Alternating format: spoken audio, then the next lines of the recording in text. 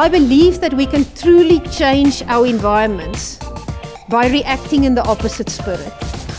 So if you function from a place of who I am, this is who I am. I am a person that are at peace. Therefore, I can bring peace to my environment.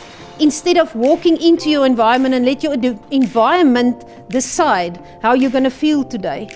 Somebody once said, if I give you a piece of my mind, I am actually giving you the piece of my mind. How do we intentionally change our environments?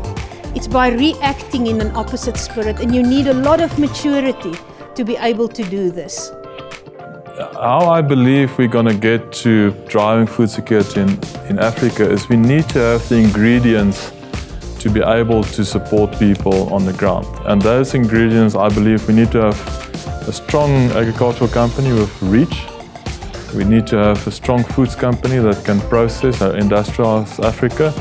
And we need to have a strong financial services company. Why I say financial services company? You need to be able to link people that's on the ground with a financial opportunity so that they can interact with your agri company and your foods company.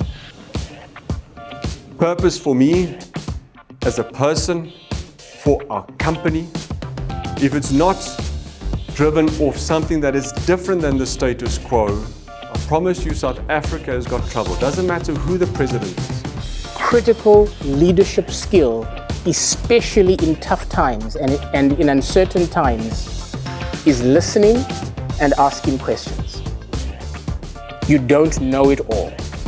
So for me, those two attributes, be self-aware and you better be present. If you're in the job, please be there 100%. Leadership stands or falls on what is mirrored at the top.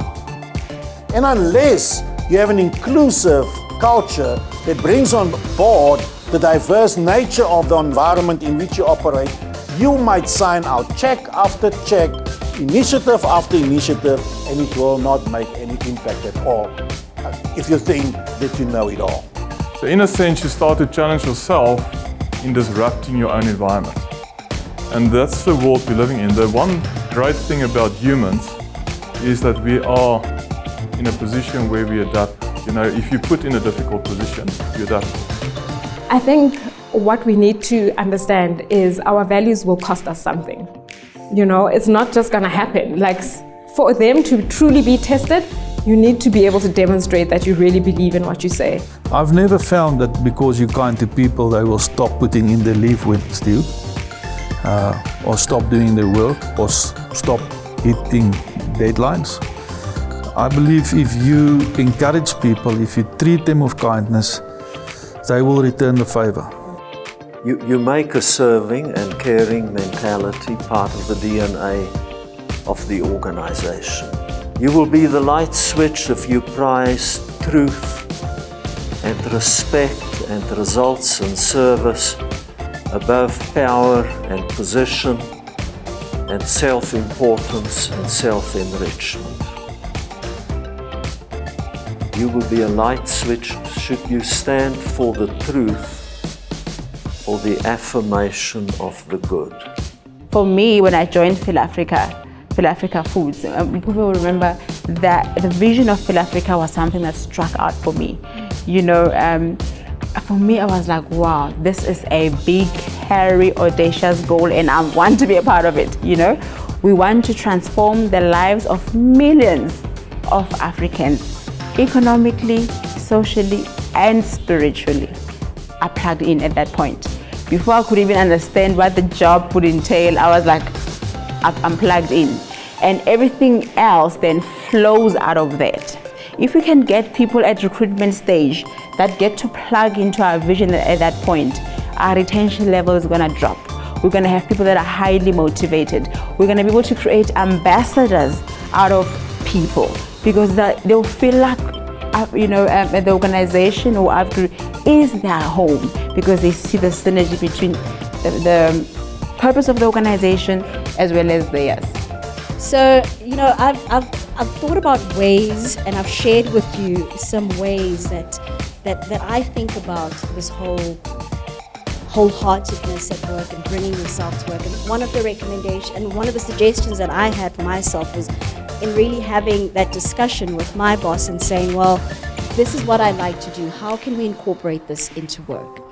But I'm sure there are other ways, and we have great minds around the room, and this is something that I struggle with, and I would love to share for you to share with us, and maybe this is something that you've thought about as well, about some other ways that we could possibly be more wholehearted and more deliberate in how we bring our ourselves to work. And it's about finding what's big enough for your spirit, right? What brings you alive, because things that don't bring you joy are ultimately too small for you. And so, it goes exactly to that what is it? What kind of activities, what kind of things are big enough for your spirits? When I see people as objects, I only engage with them in nice tokens and I offer them little feedback. So these are the things we do when we're in work.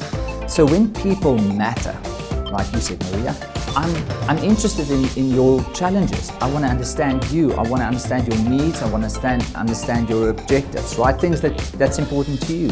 Because your stuff is as important as my stuff, right? So we matter the same on this level. Now, people who makes it easier, right? What they tend to do is they are very concerned about other people's stuff, right? How they impact it. Then what they do is they start to plan and execute their work in such a way that it helps other people with their needs and their objectives. Is it possible that you might be deceived about the impact that you have in the business because you're part of the business? How is it possible to say they are like this, but I'm not like this when you're part of the system? It's just a question. People who have an outward mindset, they have sight. They can actually already also think, what is it that other people need? What can I do to be helpful to them? Because they're interested in them and their goals and their objectives, right? But people who have an inward mindset, they are blind. They can't see because they're not interested in what other people need to do. And very often they become and they do things that are not helpful to other people.